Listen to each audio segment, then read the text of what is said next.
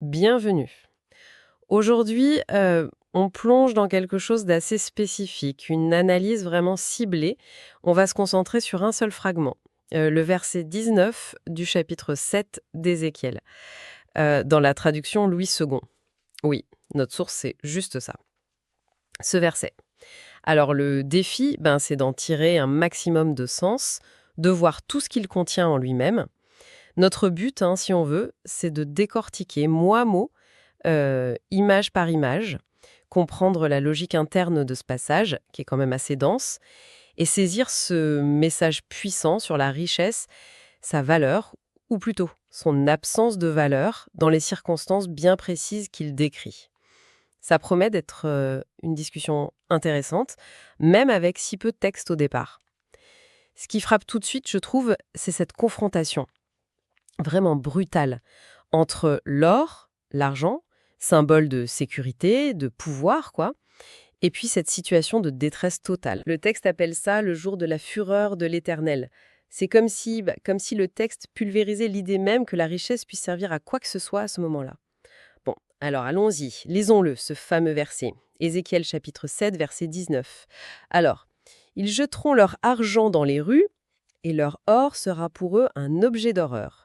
Leur argent et leur or ne pourront les sauver au jour de la fureur de l'Éternel. Ils ne pourront ni rassasier leur âme, ni remplir leurs entrailles, car c'est ce qui les a fait tomber dans leur iniquité. Voilà. Bon. Ok.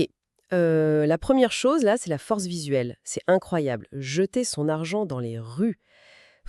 C'est un geste de désespoir absolu, non? Presque de dégoût. On imagine des scènes de chaos où ce qui valait le plus cher devient juste un déchet, sans aucune valeur. Et l'or, non seulement il sert à rien, mais il devient carrément un objet d'horreur. Ça, c'est encore plus fort, je trouve. Pourquoi d'horreur? C'est juste parce qu'il est inutile ou il y a autre chose? Une sorte de prise de conscience liée à cette horreur, peut-être. C'est une excellente question, ça. On est au cœur du message, là. Le mot « horreur ». En hébreu, le terme « nida », il est souvent lié à l'impureté, à ce qui est répugnant, vous voyez. Donc ça suggère plus qu'une simple dévaluation matérielle. Ah oui, Il y a une dimension de répulsion, presque morale ou spirituelle, qui s'attache tout à coup à cet or. Ce renversement de valeur, il n'est pas juste lié au contexte, au jour de la fureur de l'Éternel. Il est aussi qualitatif en quelque sorte. L'or et l'argent, ils sont pas juste impuissants. d'accord. Ils deviennent activement repoussants pour ceux qui les possédaient. Et là, le texte, il est très direct là-dessus. Leur argent et leur or ne pourront les sauver. C'est clair, net, Aucune ambiguïté. aucune. Pas d'échappatoire par la richesse matérielle face à cette fureur de l'Éternel. Toute la confiance, toute l'assurance qu'on met d'habitude dans la fortune, ici, elle s'évapore complètement. Donc c'est pas seulement que l'argent ne peut rien acheter, pas de sécurité, rien, c'est qu'il devient lui-même une source de dégoût. C'est un renversement, psychologique, moral autant que matériel finalement. Et le texte continue, il précise bien les limites de cette richesse. Ils ne pourront ni rassasier leur âme, ni remplir leurs entrailles. Il distingue bien les deux. Les entrailles, ça paraît assez clair, c'est la faim, les besoins physiques de base, quoi. Oui, le plus élémentaire. Que même l'or ne peut pas combler dans cette situation. Mais rassasier leur âme, alors ça, qu'est-ce que ça veut dire exactement d'après le texte? Une faim spirituelle. Un besoin de paix, de sens, peut-être? Que la richesse, elle échoue totalement à combler à ce moment précis, ce moment de vérité. Exactement. En distinguant l'âme nefesh en hébreu, qui peut signifier la vie, le souffle, la personne elle-même, le siège des désirs, des émotions, des entrailles, méa, qui renvoie plus à l'intérieur du corps, aux organes digestifs, le texte couvre tout l'éventail des besoins humains. Du physique à l'existentiel. Voilà. Du plus physique au plus existentiel, oui.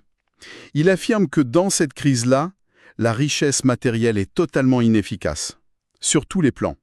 Elle ne peut pas nourrir le corps, remplir leurs entrailles, et elle ne peut pas apaiser l'être profond, l'individu dans sa globalité, rassasier leur âme. Cette âme affamée, ça suggère un manque bien plus profond que la simple faim physique. Un vide. Oui, un vide intérieur, une angoisse, une quête de salut, de sens peut-être, que l'argent et l'or sont radicalement incapables de satisfaire. au jour de la fureur de l'Éternel. La richesse est vraiment dépeinte comme superficielle face aux besoins ultimes de l'être humain confronté à cette situation extrême.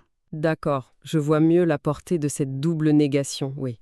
L'impuissance est totale, complète. Mais alors le verset se termine par une phrase qui semble donner une clé, une explication, presque une cause, car c'est ce qui les a fait tomber dans leur iniquité. Ça change un peu la perspective, non? L'or et l'argent ne sont plus seulement inutiles dans la crise, Mhm. mais ils sont carrément liés à l'origine de cette crise. Comment on doit comprendre ce « car c'est ce qui » C'est la richesse elle-même ou c'est l'attachement à la richesse qui est pointé du doigt comme la source de l'iniquité? Alors, le texte hébreu utilise une tournure intéressante ici. Miksho lavonam, littéralement c'est l'obstacle de leur iniquité ou la pierre d'achoppement de leur faute. Ça suggère que la richesse a été un piège. Un piège. Mais ce qui a fait trébucher, c'est qui a mené à la faute, l'interprétation la plus directe, si on reste vraiment collé au texte, c'est que l'attachement excessif à ces biens matériels, peut-être la manière de les acquérir, le texte ne détaille pas, mais le mot « iniquité », « avon », a souvent cette connotation d'injustice, de perversion morale. D'accord. Ou alors, c'est la confiance déplacée mise dans cette richesse au détriment d'autres valeurs spirituelles, morales, sociales. Bref, cet attachement est présenté comme la cause fondamentale de la situation de jugement qui est décrite. Donc la richesse ici, elle n'est pas neutre. Pas du tout. Elle n'est pas juste inutile après coup. Elle est décrite comme ayant joué un rôle actif et négatif en amont. Un rôle qui a conduit à cette iniquité qui, d'après le texte, provoque la fureur de l'Éternel. C'est un point crucial, je pense. La richesse n'est pas seulement inefficace face au jugement, elle en est présentée comme une cause contributive. Ah oui, c'est beaucoup plus fort que ce que j'avais saisi au début. Ce n'est pas juste l'argent ne fait pas le bonheur, c'est carrément l'argent ou notre attitude envers l'argent a contribué au malheur. Pour essayer de visualiser ça, cette perte de valeur et ce lien de cause à effet, on peut peut-être reprendre l'image de la monnaie de jeu. Oui, pourquoi pas? Tant qu'on est dans le jeu, cette monnaie a une valeur énorme, elle motive tout. Mais si le jeu dégénère, s'il mène à une dispute violente qui brise les relations entre les joueurs, cette monnaie, en plus d'être inutile une fois le jeu terminé, elle peut être vue après coup comme ce qui a fait tomber les joueurs dans leur conflit. C'est ça. Ou l'exemple du désert peut-être, hein. Des diamants, c'est pas juste inutile pour boire, mais si c'est la recherche obsessionnelle de ces diamants qui a poussé quelqu'un à se perdre dans ce désert, alors les diamants deviennent objets d'horreur, parce qu'ils symbolisent la cause même de la détresse. Le verset semble dire un peu ça, non? Cette richesse qu'on désirait tant, elle n'est pas seulement inutile face à la crise ultime, mais elle est aussi compromise, liée à la faute qui a déclenché tout ça. C'est une très bonne manière de le formuler, oui. Ça reste fidèle à l'articulation du verset. Cette richesse, elle connaît une double faillite en quelque sorte. Une faillite d'utilité, dans la crise, et une faillite morale en tant que cause ou occasion de la chute. Alors si on résume les points clés qui ressortent de ce seul verset, en se basant juste sur ces mots, Oui, faisons ça. premièrement, il y a ce renversement, spectaculaire, absolu, de la valeur de l'or et de l'argent. Non seulement ils perdent toute valeur d'échange, de sécurité, mais ils deviennent carrément répugnants, symbolisés par objets d'horreur, et le geste de les jeter dans les rues. Impressionnant. Deuxièmement, le texte affirme sans détour l'incapacité totale de cette richesse matérielle à répondre aux besoins humains fondamentaux dans la situation décrite. Elle ne peut pas sauver, ni physiquement, ni existentiellement. Elle ne comble ni la faim physique, remplir leurs entrailles, ni le vide ou l'angoisse de l'être profond, rassasier leur âme. Claire. Troisièmement, et c'est peut-être le point le plus interpellant, le verset établit un lien de causalité direct. La richesse, ou sans doute l'attitude envers elle, est désignée comme ce qui les a fait tomber dans leur iniquité. Elle est donc présentée pas comme un bien neutre, mais comme une source potentielle d'égarement moral spirituel qui mène à la catastrophe. Le point crucial, oui. Et enfin, la force du langage utilisé, jeter, horreur, fureur de l'Éternel, iniquité.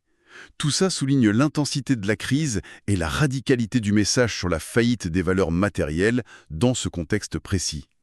Ce court passage finalement, il dépeint un effondrement où les fondations matérielles s'avèrent non seulement inutiles, mais aussi compromises, liées à la racine même du désastre. Effectivement, quand on prend le temps de déplier chaque morceau du verset, le message devient, oui, beaucoup plus profond, plus radical.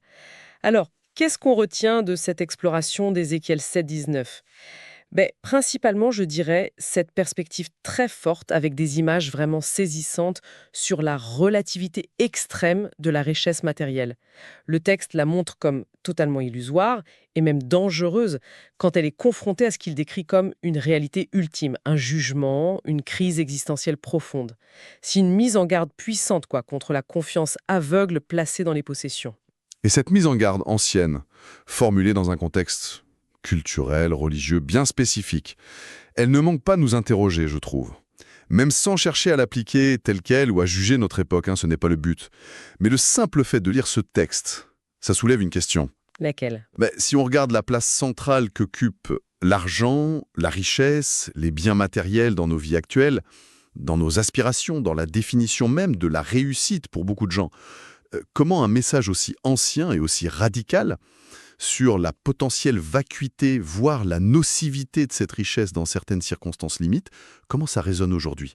Quel contraste ou quelle tension ça crée avec nos propres systèmes de valeurs, individuels ou collectifs? Le texte, évidemment, il ne donne pas de réponse pour maintenant. Bien sûr. Mais il pose une question fondamentale sur ce qui a vraiment de la valeur. Une question qui, elle, traverse les âges, j'ai l'impression. Une interrogation qui mérite sans doute qu'on y réfléchisse chacun de notre côté, oui.